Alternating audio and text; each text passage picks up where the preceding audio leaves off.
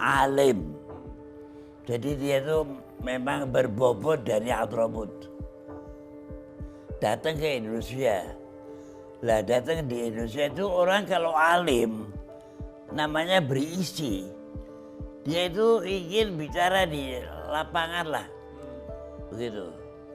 Nah, dia bilang sama teman-temannya dia tuh Habib Alwi, Habib Ali, mana tempat kamu yang untuk bisa nasihati orang?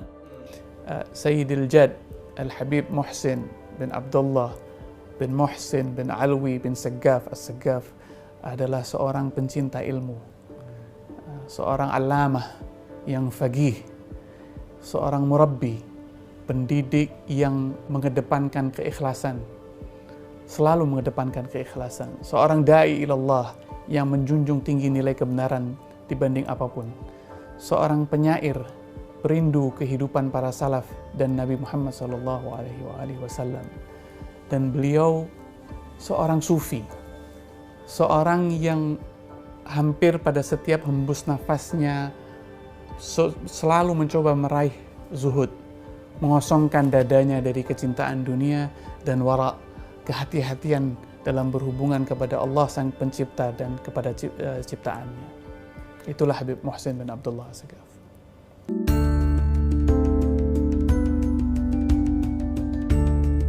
Sosok besar Habib Muhsin bin Abdullah As-Saggaf ditempa di tanah kelahirannya di kota Seun. Banyak sekali dari guru-guru beliau yang sangat membangun karakter pribadi Habib Muhsin, hingga menjadilah seorang tokoh yang faqih di antara fuqaha di kota Seun. Habib Muhsin selama 19 tahun, selama ayahnya masih hidup, besar di bawah bimbingan dan didikan ayahnya, Habib Abdullah bin Muhsin As-Saggaf. Nah, tapi yang menarik, beliau ini perlahan tapi pasti mengalihkan kehidupan beliau, mendedikasikan kehidupan dalam kehidupan tasawuf, dan berguru dengan penuh ketaatan dan dedikasi kepada Al-Imam Al-Murabbi Habib Ali bin Muhammad bin Husain Al-Habsyi. Jadi Habib Ali bin Muhammad bin Husain Al-Habsyi itu adalah Syekhul Fatah dari Habib Muhsin bin Abdullah dalam hal tasawuf. Jadi beliau sangat dekat dengan Habib Ali bin Muhammad Al-Habsyi itu. Habib Muhsin bin Abdullah As-Saggaf ternyata memiliki jalinan sanad keilmuan yang sangat kuat dengan sosok Habib Ali bin Muhammad Al-Habsyi, mu'alif Simtud Duror. Kakeknya Habib Muhsin bin Alwi bin Saggaf itu adalah salah seorang guru dari Habib Ali. Jadi kakek Habib Muhsin itu seorang guru dari Habib Ali bin Muhammad Al-Habsyi. Dan Habib Ali bin Muhammad Al-Habsyi dan Habib Muhsin itu guru dan murid yang saling sayang menyayangi, saling mencintai, saling menghormati. Banyak syair-syair Habib Ali tentang Habib Muhsin bin Alwi. Yang menarik juga bahwa Habib Muhsin bin Alwi itu kalau bertemu melihat Habib Ali sering mengutip Al-Quran surat Zuhruf ayat 59. In huwa illa abdun an'amna alaihi. Dan dia ini hanyalah seorang hamba yang kami anugerahkan kenikmatan kepadanya. Sebuah pujian seolah-olah Habib Muhsin bin Alwi itu bisa melihat pada saat masih menjadi murid, sudah bisa melihat bahwa Habib Ali ini mempunyai makam yang sangat tinggi nantinya, dan pada saat itu juga. Jadi itu hubungan pertama. Kakek Habib Muhsin adalah gurunya Habib Ali. Kemudian Habib Muhsin, Syekhul Fatah beliau adalah Habib Ali itu sendiri. Jadi kalau bahasa Jawanya Habib Muhsin itu ngawulo dengan Habib Ali bin Muhammad Al-Habsyi itu. Habib Ali bin Muhammad Al-Habsyi seperti lebih daripada ayah, saya punya orang tua sendiri. Habib Ali bin Muhammad Al-Habsyi itu adalah guru daripada anak punya abah, Habib Muhsin bin Abdullah As-Saggaf. Kalau menurut cerita dari Habib Muhsin bin Abdullah, itu lebih lama dia daripada sama abahnya. Daripada sama Habib Abdullah bin Muhsin As-Saggaf dibandingkan sama Habib Ali bin Muhammad Al-Habsyi, hidupnya itu Habib Muhsin bin Abdullah As-Saggaf jauh lebih dekat sama Habib Muhsin bin Alwi. Selama 25 tahun beliau duduk ngaji dan belajar dengan Habib Ali itu, beliau banyak menuliskan banyak catatan tentang kalam, nasihat, petuah dari Habib Ali bin Muhammad al-Habsyi. Dan akhirnya dibukukan oleh beliau, catatan beliau itu ke dalam sebuah kitab yang diberi judul Kunuzus Sa'adah al-Abadiyah fil Anfas al-Aliyah al-Habasyiyah. As-Sa'adah al-Abadiyah, satu keuntungan yang besar. As-Sa'adah itu keuntungan. Al-Abadiyah, darah daging dah, mendarah daging. Fil Anfas al-Habasyiyah, dari orayan-orayan orang-orang Al-Habsyi yang dikelola, yang dibicarakan oleh Habib Ali bin Muhammad bin Husain al-Habsyi. Siapa yang mengajar, yang membuat, yang mengumpulkan satu persatu? Al-Habib Muhsin bin Abdullah bin Alwi Asghaf. Itu dikumpulkan oleh Habib Muhsin, saya dikumpulkan satu persatu. Akhirnya hijrah ke Nusantara, ke Jawa, itu 11 tahun setelah Habib Ali meninggal. Tepatnya pada tahun 1344 Hijriah atau 1925-26 Masehi. Beliau berangkat dari kota Mukalla dan sampai ke Nusantara pada saat itu, belum merdeka kita ya. Dan ada catatan bahwa beliau berkunjung ke beberapa ulama di Jawa, di Pekalongan, dan juga berziarah di beberapa tempat termasuk Pekalongan dan tentunya Solo dan Surabaya. Yang menarik, setelah kunjungan-kunjungan dan ziarah itu, kemudian beliau berlayar ke Ambon. Beliau berlayar ke Ambon, menikah di sana, tinggal di sana lebih dari setahun kemungkinan di sana, dan berdakwah di sana. Bukan hanya di kota Ambon, tetapi juga beliau pergi ke daerah Hitu, ke kerajaan Tanah Hitu. Merupakan salah satu kerajaan Islam tertua di Nusantara bagian timur. Beliau berdakwah di daerah sana, juga masuk ke daerah-daerah sekitarnya selama hampir 1 tahun. Kemudian setelah hampir setahun, beliau memutuskan untuk kembali ke Jawa dan menetap di Solo. Ada catatan unik, jadi ketika beliau sampai di Solo, beliau menulis surat kepada Habib Abdullah bin Muhsin al-Attas, Keramat Empang, Bogor. Beliau menulis surat meminta saran Habib Abdullah bin Muhsin, apakah sebaiknya saya tinggal di Solo atau keluar dari Solo. Habib Abdullah bin Muhsin al-Attas dengan penuh kebijaksanaan menjawab, bahwa ikutilah kecondongan hatimu, ikutilah kelapangan hatimu saja. Karena orang yang sudah mendapat cahaya ilahi, kecondongan hatinya itu merupakan tali dari Allah untuk menunjukkan di mana arah dan harapan terbaiknya. Antaranya dengan Habib Ali Kuitang dan Habib Alwi bin Muhammad Al-Haddad Empang Bogor.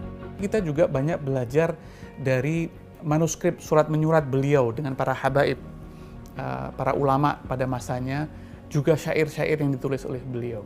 Khusus tentang surat menyurat ini menurut saya sesuatu yang luar biasa.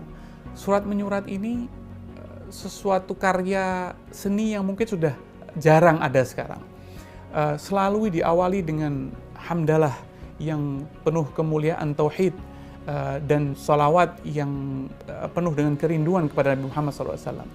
Ketika Habib Muhsin menuliskan sebuah kitab berjudul Nasihatul Ashab bima ursyida ilaihi as-sunnah wal kitab, nasihat kepada para sahabat seperti yang telah dituntunkan oleh sunnah Nabi Muhammad SAW dan kitab Al-Quran, beliau mengirimkan draftnya kepada Habib Ali bin Abdurrahman al-Habsyi dan meminta Habib Ali untuk menulis muqadimah terhadap kitab ini. Habib Ali menjawab lewat suratnya, "Aku berani bersumpah bahwa engkau telah membahagiakan Nabi Muhammad SAW dengan usahamu ini. Engkau juga telah berkhidmah kepada agama ini dengan ucapan, pena, dan langkah kakimu. Engkau adalah kebanggaan para leluhur bagi Al-Muhdar, As-Segaf, Al-Fakih Muqaddam."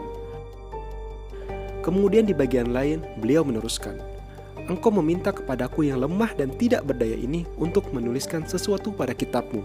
Aku patuhi perintahmu dan engkau akan mendapatinya bersama surat ini. Aku menuliskan dalam bahasa Melayu dan keputusan kembali kepadamu apakah akan kau ikutkan atau tidak." Maka sesuai dengan usulan Habib Ali, kitab ini ditulis dalam bahasa Melayu dengan tulisan Arab Pegon. Jadi hurufnya huruf Arab tetapi bahasanya bahasa Melayu. Dan di halaman kedua dari kitab ini bisa kita lihat foto dua sahabat ini, Habib Ali bin Abdurrahman Al-Habsyi dengan Habib Muhsin bin Abdullah As-Seggaf. Selain dengan Habib Ali Kuitang, Habib Muhsin juga sering berkirim surat dengan sahabat terdekat beliau, Habib Alwi bin Muhammad Al-Haddad yang berada di Empang, Bogor. Surat-surat yang syarat dengan ungkapan cinta, kedekatan, dan kehangatan. Mungkin cara terbaik memahami hubungan mereka adalah dengan mendengar dialog mereka dalam surat-surat ini. Habib Muhsin menulis, "Wahai kedua saudaraku yang ruhku dan ruh mereka telah bercampur, kedua saudaraku yang menjadi penyejuk mata bagi pemimpin dunia dan akhirat, yang dengan mengingat mereka akan hilang semua noda, Alwi dan Hussein, mereka adalah dua orang yang arif yang tiada keraguan di dalamnya. Alangkah mulianya kedua saudara ini. Barang siapa yang bertawassul dengan keduanya, maka akan didapatkan dua tujuan." Nah, saat ada teguran cinta dari Habib Muhsin, Habib Alwi menerima itu dengan puncak keindahan akhlak. "Aku sangat gembira dengan teguranmu. Allah mengetahui tempatmu di hatiku karena sesungguhnya engkau bagaikan pusat penglihatanku dan bagaikan saudara kandungku, Hussein." Kadang ketika Habib Muhsin tidak bersurat selama beberapa waktu, Habib Alwi merasa gelisah. "Sudah lama sekali engkau berhenti mengirim surat dan aku sama sekali tidak menyangka itu akan terjadi. Mudah-mudahan saja engkau tidak marah kepada saudaramu ini, dan bagaimana mungkin itu terjadi sedangkan engkau sangat mengenalku dan mengetahui semua tentang aku." Bila diingatkan seperti itu, biasanya Habib Muhsin langsung melihat ke dalam dirinya dan menjawab penuh dengan tawadu. "Tidak adanya balasan atas suratmu adalah bentuk terhalanginya aku dari kebaikan dan kekuranganku sendiri. Bukan karena kekurangan pada dirimu, maka aku memohon maaf kepadamu dengan perasaan malu yang teramat sangat sebab engkau sangat memperhatikan dan menanti suratku." Habib Alwi mengakhiri suratnya, "Begitulah keadaan saudara yang tulus dengan sifat seperti Musa alaihissalam, karena Musa tidak akan pernah melupakan Harun, saudaranya." Demikian sejuk angin cinta dan ilmu saling berhembus dari kedua sahabat ini. Di Solo, beliau membina berbagai majelis ilmu yang dihadiri berbagai kalangan. Jadi tidak lama setelah beliau tinggal di Solo, kredibilitas keilmuan beliau ini mulai diketahui orang. Banyak mulai menarik banyak minat dari para kiai, santri, ulama, habaib sekitar Solo untuk datang dan duduk belajar bersama beliau. Beliau memang tidak memiliki sebuah institusi pendidikan yang formal ya, tidak memiliki pondok pesantren atau sekolah, tetapi hampir setiap hari beliau mengadakan rohah, kajian ilmiah terhadap kitab Ihya Ulumuddin, Sahih Bukhari dan Muslim, dan kitab-kitab para salaf juga, baik di rumahnya ataupun di Masjid As-Seggaf yang pada saat itu mungkin juga baru berdiri gitu kan. Jadi setiap hari ada saja pengajian yang qiraah yang dilakukan oleh beliau, kajian-kajian yang beliau lakukan di rumahnya. Dan banyak santri-santri dan kiai-kiai dari para pesantren itu yang datang. Jejak murid dan pendidikan beliau itu bisa dilihat di beberapa pondok pesantren, misalnya di Masjid Tegal Sari di Solo, salah satu masjid tertua di Solo dengan nantinya Pondok Takmirul Islam, kemudian Pondok Pesantren Al-Muayyad Mangkuyudan, kemudian Madrasah Mambaul Ulum yang didirikan oleh Pakubuwono ke-10 tahun 1905. Itu jejak pendidikan dan murid beliau ada banyak di sana. Kalau kita mau menyebut dua orang murid beliau, ada seorang yang bernama Kiai Haji Muhammad Talhah bin Sulaiman, seorang ulama besar di Solo, menantu Kiai Haji Safawi, salah satu pendiri Mangkuyudan.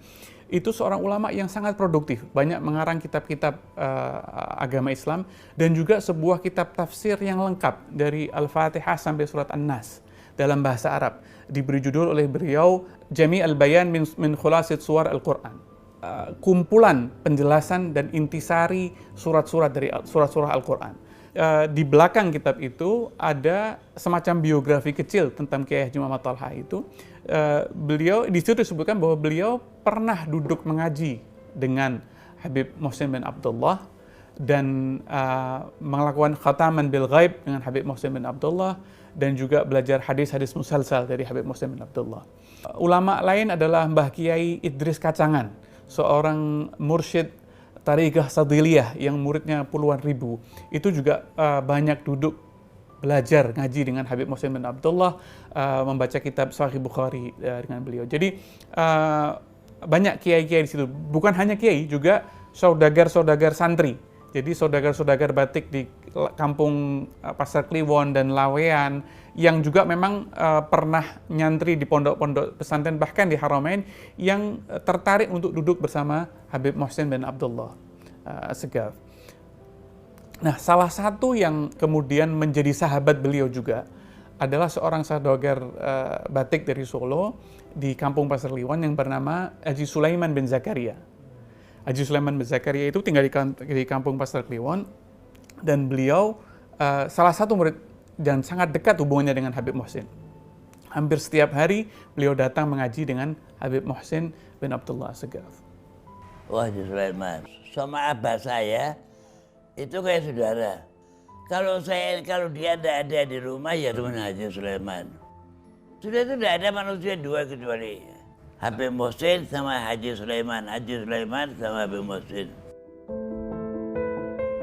Tidak lama setelah beliau di Solo tadi itu, ya mungkin sekitar 2 tahunan, kalau catatan kami sekitar 2 atau 3 tahunan, keilmuan dan pengaruh Habib Muhsin ini mulai mendapat perhatian dari Pakubuwono ke-10, Sunan Pakubuwono ke-10 dari Kasunanan Surakarta Hadiningrat pada saat itu, yang terkenal memang sebagai seorang Muslim, pahlawan nasional juga beliau, dan akhirnya pada bulan Januari tahun 1932, beliau mengakui memberikan penghargaan kepada Habib Muhsin bin Abdullah, memberikan bintang penghargaan pada saat perayaan atau peringatan 40 tahun PB10 naik tahta. Jadi sebagai salah satu tokoh masyarakat, Habib Muhsin dipanggil dan mendapatkan bintang penghargaan di situ. Ada beberapa catatan lain yang interaksi yang terjadi setelah itu, termasuk 2 tahun kemudian beliau mendapatkan bintang kedua dari Habib Muhsin. Pada saat Habib Muhsin mendapatkan bintang kehormatan 40 tahun naik tahta itu, Habib Muhsin menulis syair yang cukup panjang, penuh nasihat kepada Pakubuwono ke-10 juga. Jadi syair-syair Habib Muhsin ini banyak berisi nasihat-nasihat kepada para penguasa juga. Memang tak banyak yang mengetahui bahwasanya Habib Muhsin adalah kakak dari Habib Ahmad bin Abdullah Assegaf, seorang tokoh multitalenta yang sekaligus sebagai salah satu pendiri organisasi Robitoh Alawiyah. Ada sebagian yang belum tahu bahwa Habib Muhsin ini adalah kakak dari Habib Ahmad bin Abdullah Assegaf, salah seorang pendiri Robitoh Alawiyah. Habib Muhsin itu 5 tahun lebih tua dari Habib Ahmad. Walaupun Habib Ahmad bin Abdullah itu datang ke Indonesia 18 tahun lebih dulu dari Habib Muhsin. Jadi memang sudah lebih lama di Nusantara, di Indonesia pada saat itu. Kedua saudara ini sama-sama pendidik. Dedikasi kepada ilmu dan pendidikannya luar biasa. Walaupun karakter dari keduanya itu berbeda.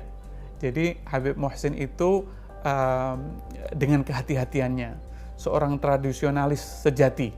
Jadi penuh ketegasan dan sangat menjaga setiap langkah dan metode yang dipakai oleh para salaf. Habib Ahmad adalah seorang ulama multitalenta, polimath gitu ya, mungkin bahasanya, seorang yang mempunyai kemampuan dari beragam ilmu, bukan hanya ilmu agama, tapi sains, teknologi, dan engineering juga. Beliau sangat mumpuni dalam bidang itu. Ada satu episode dalam kehidupan mereka yang mungkin menarik untuk diceritakan. Setelah 40 tahun lebih Habib Ahmad di Indonesia, pada akhirnya beliau memutuskan untuk pulang ke Hadramut. Maka dalam persiapan itu beliau menjual hartanya, rumahnya, dan segala macam, dan beliau pindah tinggal bersama Habib Muhsin, kakaknya, di rumah kakaknya selama beberapa bulan. Ketika mendekati keberangkatan beliau, Habib Muhsin mengadakan perjamuan perpisahan, mengundang para habaib. Salah satu yang hadir adalah Habib Abu Bakar Al-Kutub, Habib Abu Bakar bin Muhammad Assegaf Gresik. Habib Muhsin kemudian berdiri menyampaikan sebuah pidato singkat tentang adiknya yang akan berangkat ini, dan kemudian meminta Habib Abu Bakar untuk mendoakan beliau. Dalam suasana syahdu itu, Habib Muhsin dan Habib Ahmad tidak kuat menahan kesedihannya. Mereka menangis dan berpelukan, saling berpelukan, menangis berdua. Dan akhirnya Habib Abu Bakar yang berdiri melerai, memisahkan, bukan melerai ya, memisahkan mereka berdua, dan Habib Bakar mengambil radinya dan menyerahkan ke Habib Ahmad sebagai tanda perpisahan atas kepergian Habib Ahmad kembali ke Hadramut pada saat itu. Sehari, jadi Habib Ahmad itu pergi pada pagi hari, berangkat dari rumah Habib Muhsin pada pagi hari. Malam sebelumnya, Habib Muhsin keluar dari rumah dan tidak tidur di rumah, dan tidak kembali sampai Habib Ahmad berangkat, karena beliau tidak mampu untuk menahan kesedihan untuk mengucapkan perpisahan kepada adiknya itu. Pada saat itu Habib Muhsin berusia 75 tahun dan Habib Ahmad sudah 70 tahun. Jadi mungkin sudah merasakan ya bahwa ini adalah pertemuan terakhir dan mungkin perpisahan terakhir bagi mereka berdua. Jadi Habib Muhsin tidak bertemu dengan Habib Ahmad ketika Habib Ahmad keluar. Dan memang benar, beberapa waktu setelah berangkat, baru kapal sampai di perairan Sumatera Utara Medan, Habib Ahmad meninggal, wafat, meninggal dunia dan di atas kapal tersebut. Saat menerima berita kematian sang adik tercinta, Habib Muhsin mengubah beberapa bait syair mengungkapkan rasa duka yang mendalam. Berikut ini syair tersebut yang dibawakan oleh putra beliau, Al-Habib Abdullah bin Muhsin As-Seggaf. Mautul ahibbati lil fuadi yudhibu wa linarihi bainal janubi dabibu. Ya mautu ma laka bil ahibbati maulaun halla bisahmika lil aduli yadhulu farra al muhajiru nahwa aslafin lahu la yanbaghi audan wa laysa yawubu. ذكره عن قلبي وسره والحاول لها وجمائل حسناء يا عين سيحي بالدماء وبالدماء أسفا على من مات وهو غريب أسفا عليه وليس ينفعني الأسى إذ مات في بلد ومات غريب. Habib Muhsin bin Abdullah wafat pada tanggal 22 Syawal tahun 1369 Hijriah atau 5 Agustus tahun 1950. Beliau wafat di rumah beliau ma baina maghrib wal isya, antara maghrib dan isya. Jadi waktu itu beliau mengimami sholat maghrib dengan keluarga. Setelah selesai, seperti biasa keluarga biasanya masuk, Habib Muhsin meneruskan wirid dan sholat sunnah di situ. Habib Muhsin biasanya melakukan sholat sunnah awabin setelah sholat maghrib, dan belum lengkap 2 rakaat beliau sholat, beliau tersungkur dan jatuh meninggal menghadap Allah Subhanahu wa Ta'ala di tengah-tengah sholat sunnah awabin itu. Dan kemudian beliau akhirnya sesuai wasiat beliau dan sesuai keinginan 2 sahabat ini, beliau dan Haji Sulaiman bin Zakaria, beliau dimakamkan di samping makam Haji Sulaiman bin Zakaria di pemakaman keluarga Haji Sulaiman bin Zakaria di Kampung Gabutan di Solo. Karena itu merupakan keinginan 2 sahabat ini semasa mereka masih hidupnya.